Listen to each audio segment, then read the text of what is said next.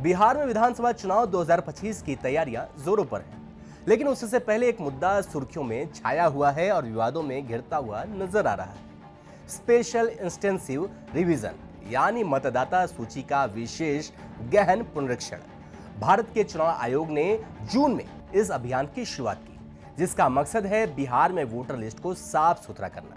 लेकिन यह प्रक्रिया इतनी आसान नहीं रही। बिहार के गांव-गांव में लोग परेशान हैं। विपक्ष इसे चुनावी साजिश बता रहा है। नेपाल बॉर्डर से सटे बिहार के इलाकों से लेकर दूसरे राज्य में काम करने गए प्रवासी मजदूर तक हर कोई इस एसआईआर के जाल में फंसता हुआ नजर आ रहा है। इसके साथ ही ग्राउंड रिपोर्ट्स में भी कई चौंकाने वाली बातें सामने आई हैं। तो आखिर क्या गड़बड़ियां हैं इस प्रक्रिया में? क्यों ओवैसी इसे एनआरसी का बैकडोर बता रहे हैं? चलिए समझते हैं। नमस्कार, मैं हूं कित मिश्रा और आप देख रहे हैं स्टेट में हिंदी। क्या है एसआईआर? एसआईआर की गड़बड़ियों को समझने से पहले यह समझना होगा कि आखिर एसआईआर क्या है। देखिए, एसआईआर का मतलब है किसी विशेष मामले की जांच को दोबारा देखना या सुधारना। यह तब होता है जब पुरानी जांच में कमी रह गई हो या नए सबूत मिलने पर उसे फिर से जांचा जाता है। तो अब चुनाव आयोग का कहना है कि बिहार की वोटर लिस्ट में कई गड़बड़ियां हैं, जैसे डुप्लीकेट नाम, मृत लोगों के नाम और सबसे बड़ा मुद्दा नेपाल, बांग्लादेश या म्यांमार से आए लोगों के नाम बिहार की वोटर लिस्ट में शामिल है, जिसकी जांच होगी, क्योंकि चुनाव आयोग का मकसद है कि केवल भारतीय नागरिकों का नाम ही लिस्ट में शामिल रहे और भारतीय ही भारत के चुनाव में वोट कर सके।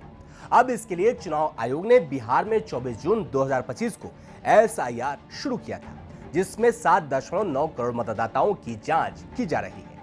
वह इस प्रक्रिया को पूरा करने के लिए 2003 की वोटर लिस्ट को बेसलाइन बनाया गया है। मतलब अगर आपका या आपके माता पिता का नाम 2023 की लिस्ट में है तो आपको ज्यादा दिक्कत नहीं होगी। लेकिन आपका नाम साल 2023 के बाद वोटर लिस्ट में जुड़ा हुआ है तो आपको अपनी पहचान साबित करने के लिए 11 खास दस्तावेजों में से कम एक का प्रमाण देना होगा। इनमें जन्म प्रमाण पत्र, स्कूल सर्टिफिकेट या जमीन के कागजात जैसे डॉक्यूमेंट्स शामिल हैं। अब यही नियम बिहार के लोगों के लिए सिरदर्द बन गया है। अब सवाल उठता है कि आखिर क्यों?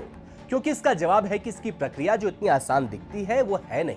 वहीं कई मीडिया की ग्राउंड रिपोर्ट्स में एसआईआर की कई खामियां सामने आई हैं, जो इस प्रक्रिया की पारदर्शिता पर सवाल उठा रही हैं। चलिए इन गड़बड़ियों को एक एक कर देखते हैं। गड़बड़ी नंबर 1, दस्तावेजों की कमी। देखिए, बिहार में ज्यादातर लोग ग्रामीण इलाकों में रहते हैं, जहां शिक्षा और जागरूकता की कमी है। एसआईआर के तहत मांगे गए 11 दस्तावेजों में से कई लोगों के पास सिर्फ आधार कार्ड है। लेकिन चौंकाने वाली बात यह है कि आधार कार्ड को इस प्रक्रिया में मान्यता नहीं दी जा रही है। सुप्रीम कोर्ट ने भी आयोग से पूछा कि जब आधार और राशन कार्ड जैसे डॉक्यूमेंट्स सरकारी हैं तो इन्हें क्यों नहीं स्वीकार किया जा रहा है। वहीं कोर्ट ने 10 जुलाई को सुनवाई के दौरान आयोग को आधार, राशन कार्ड और वोटर आईडी को मान्य करने की सलाह दी है। लेकिन अब तक चुनाव आयोग ने कोई स्पष्ट बदलाव नहीं किया है। मतदाताओं को अब भी 11 दस्तावेजों की लंबी लिस्ट का सामना करना पड़ रहा है, जिसमें साल 2023 की वोटर लिस्ट तक शामिल है। गड़बड़ी नंबर 2, वोटरों में डर और भ्रम। देखिए, सीमांचल के मुस्लिम, बंगाली मूल और शेर शाहबादी समुदाय मुस्लिमों में डर का माहौल है। लोग समझ नहीं पा रहे हैं कि उनके नाम क्यों काटे जा रहे हैं। कुछ जगहों पर बीएलओ ने बिना नोटिस दिए उनके नाम हटा दिए हैं।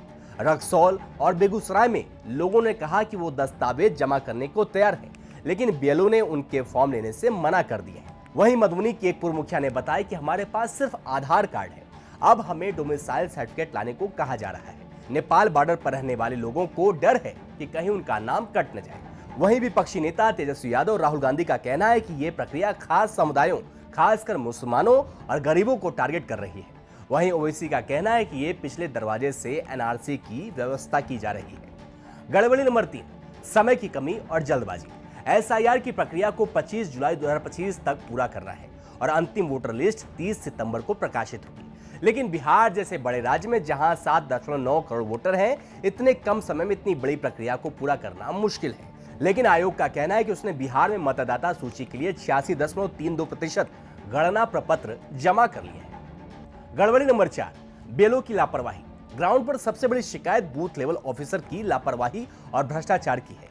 मुजफ्फरपुर, हाजीपुर और पुलिया में लोगों ने बताया कि कई बीएलओ घर घर पहुंचे ही नहीं है। जहां पहुंचे हैं वहां फॉर्म सबमिशन में कई गड़बड़ियां हुई हैं। मुजफ्फरपुर में कई बीएलओ को बिना ट्रेनिंग या जानकारी के नए इलाकों में भेज दिया गया है, जिससे वो वोटरों को सही पहचान नहीं कर पा रहे हैं और सही जानकारी नहीं दे पा रहे हैं। गयाजी में तो एक बीएलओ गौरीशंकर वोटर लिस्ट में नाम जोड़ने या बनाए रखने के लिए यूपीआई से चाय पानी के नाम पर रिश्वत लेते हुए पकड़ा गया है। इसका वीडियो सोशल मीडिया पर वायरल हो रहा है। पटना में एक महिला बीएलओ को कुर्सी पर सोते हुए भी पकड़ा गया है और कैमरा देखकर वो भाग गई।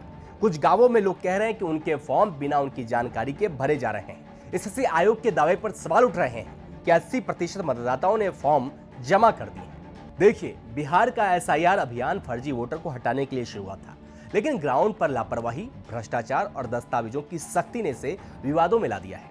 मुजफ्फरपुर, पूर्णिया और सीमांचल की ग्राउंड रिपोर्ट्स बताती हैं कि लोग डरे और कंफ्यूज हैं।